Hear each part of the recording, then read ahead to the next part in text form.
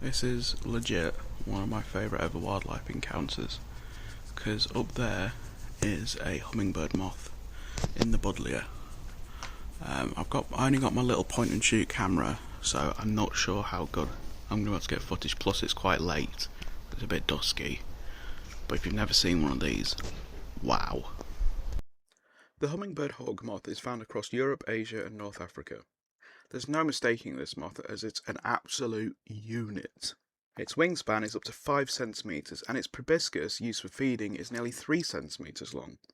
It gets its name from the fact it looks and flies like the hummingbird. But they can't be mistaken for each other, as the ranges do not overlap, as the bird is a North American species. They can't be seen as a good omen. One example of this is they were seen flying in a swarm across the English Channel on D-Day.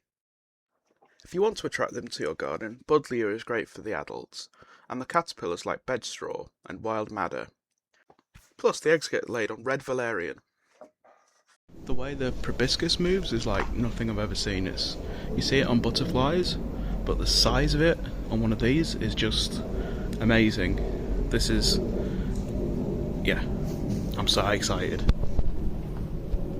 Might have to come back tomorrow with my main camera to try and get some proper video and some proper good pictures. But wow. And yeah, this video is not the best quality because I literally just have my phone and my point and shoot rubbishy little camera. So it's a bit like the Pine Mine video. It's very rushed and thing because I just wanted to make a video because it's so cool. Honestly, top 5 wildlife sightings I've ever had.